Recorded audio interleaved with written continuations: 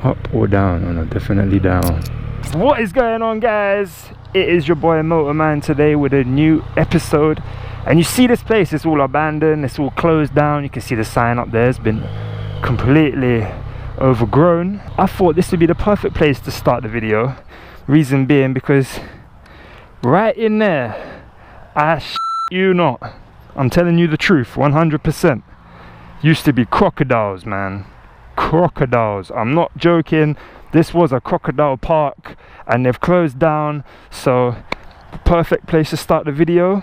I assume they're all gone, the crocodiles, but it is Thailand. And I actually, funny fact, about 2 days ago on the Bangkok Post, if you guys don't know, this is Thailand, I saw on Facebook how there's a crocodile swimming on the coast in Phuket. So if there's ever evidence to be careful, I'm telling you, this was crocodiles. It was either that one or that one. I remember seeing them, people would come and take photos.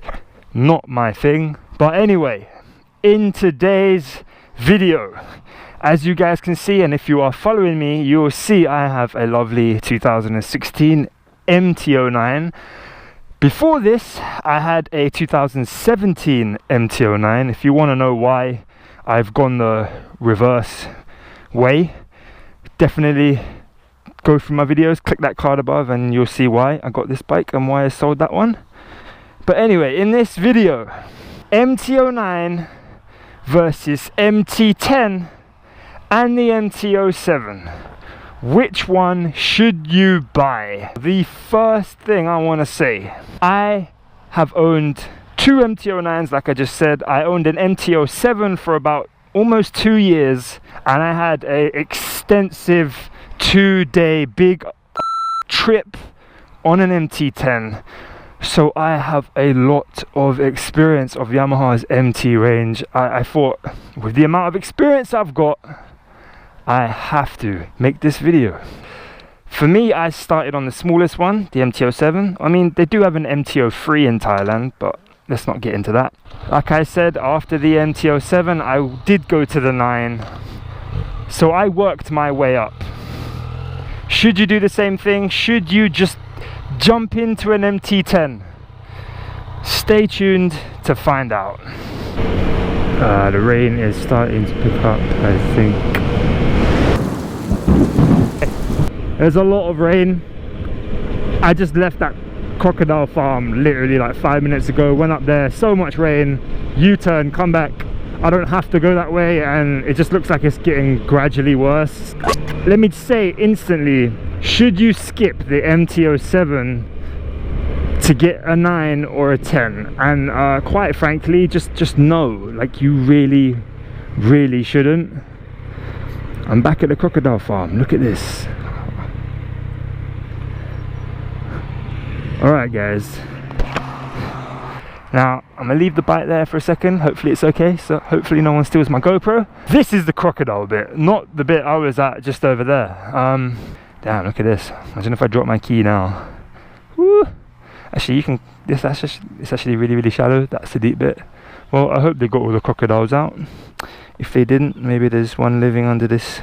They're pretty cooler, man. You got the whole thing up there, and obviously that's where people do like the whole crocodile show. Pretty cool, huh? So now that I've got the don't skip the MT-07 bit out of the way, should we just jump on the bike and do a little bit of a drive and go into a little bit more depth as to which one you should purchase? So in this in-depth comparison between all the MT models, I want to start by going through each model one by one, okay? Because you guys might not realize it's not a case of bigger is always better. It really isn't. Now I know some people might say it is, but it's really not, man. You spend more money, you don't necessarily always get better. It depends on what you want to do with the motorcycle. It's nice here, man. Okay guys, in the less vlogging awkward place, does that make any sense?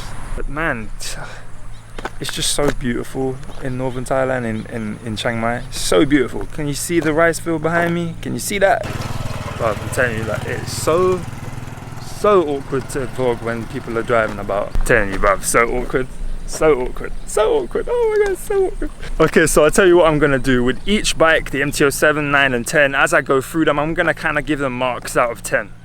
And the MT-07 performance, I'll give it like a 7, like a solid 7. And then price, I would say the MT-07, man, you're getting 10 out of 10 price. It's out of the MT-07, the MT-09 and MT-10. The MT-07 is the best bang for the buck. You get the most for the money. In my opinion, you get the most for the money because it's a cheap bike. I would say if you are looking for a motorcycle that you can go to Tesco on, you can go to the mountains, and you want just a really punchy, torquey, almost motardy kind of feeling bike, has the excitement factor, doesn't have an engine that really like cooks your legs and is really like a hot bike, because it's not. You want a kind of nimble, light, small.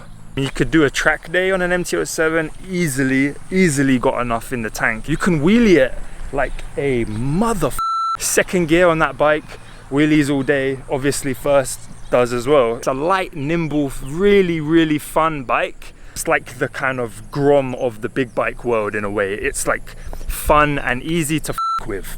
You don't really need more than what it offers. Now, if I'm gonna get to the kind of fails of it or the negative points of it, there's not many, to be honest. I mean, when the bike costs that much, the suspension gets a little bit, you can feel it's a little bit cheaper and it's a little bit more, say, wallowy when you're going at high speeds. And then the engine, being a cross-plane twin, gets a little bit vibier at high speeds too. So, but they're just things that I don't even like to call them negatives, because it's such a good bike in my eyes. They're just not worth considering. The good points are just like this. They're like so much, and the small points are like this. I do want to actually add in as well is the compact size of it is a huge benefit, like I said, but it is also a bit of a minus if you're a tall guy. I mean, I'm 6'3", and so the MT-09, like I said before, I've owned 2, and quite frankly, I think it actually might be the perfect motorcycle for me. Now, you guys probably know how much I love the MT-10. If you don't, there's a card above so you can check out the MT-10 video I did, and I loved that bike. Man, I've got a love affair with the MT-09, I really do, and I know I really like a good triple engine. I really like the Triumph Street Triple as well. That right there, the lovely one and only engine of the MT-09 is, do I want to say perfect? I don't know if I want to say perfect, man. There's still bikes I haven't tested, and obviously there's more powerful bikes, but it's also the weight, man. Like, the weight, it's such a light bike. It's really light, man. It's not just a light bike, it's light feeling. When you move the bars on the MT-09, you move those bars and you're just in town, or you just first sit on it, it really has a motard feeling. It feels more like a motard than the Ducati Hyper Motard. Put it that way, because that was a bike I was comparing this to and a bike I was thinking about buying. But for me, man, this is way better for me, of course. But of course, you do have the things that aren't good about it too, and you have suspension that is obviously softer, it's more bouncy. For the amount of power it's got, it's almost too light in a way. You can get a bit of head shake and stuff, so you could say that's a little bit of a con. If you are a beginner, the MT-09 would be the worst motorcycle to buy ever. It's abrupt, it's aggressive, it's unforgiving, all of the things you don't want a bike to be if you're, you know, relatively new to motorcycling. You know, it has a lot of pluses, it has a lot of minuses. At the end of the day, is it right for you? It's quite hard to say. I'd say you'd have to test ride it. It's definitely a bit hardcore. I would say if you're not a hardcore rider and a guy that just likes pure adrenaline spanking ridiculousness, I'd probably not get it. I'd probably, look into something else, something a little bit more user-friendly. That's what I'd say. It's not the most user-friendly bike.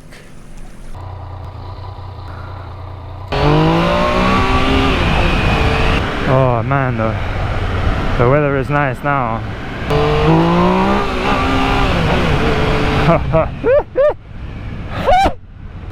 I gotta say, I love this bike though.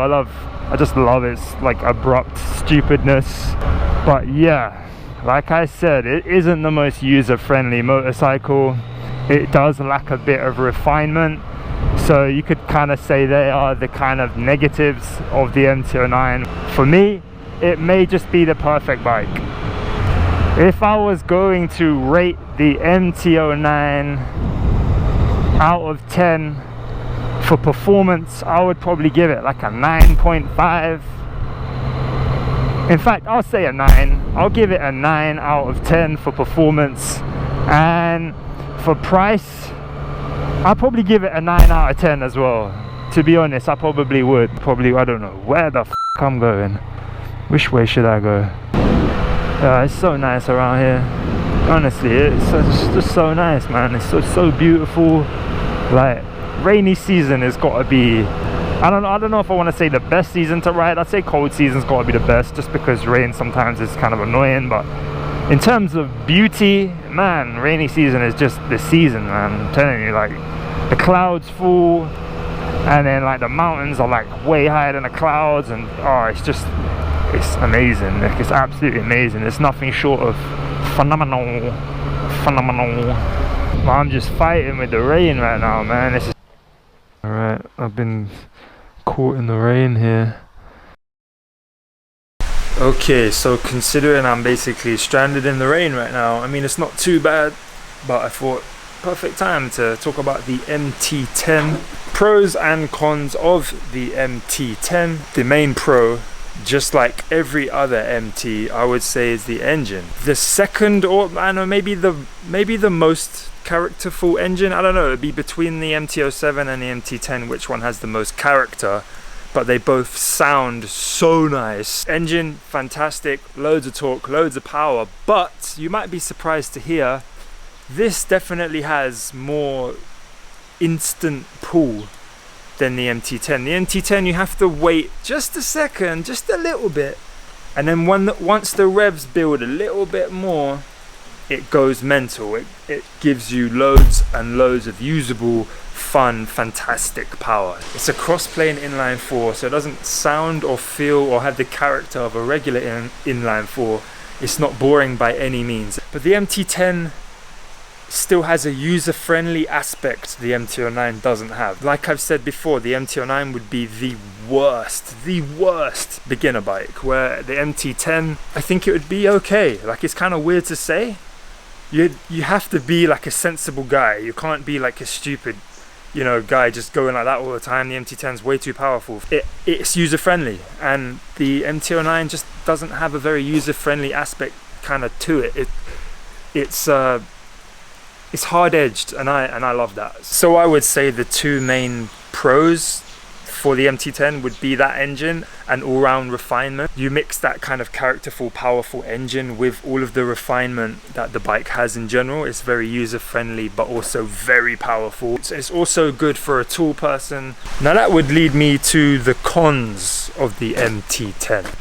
I want to say price, but the other bikes in the category, like the super naked category, 1000cc naked category, like there's only the Suzuki GSX-S that's cheaper, right?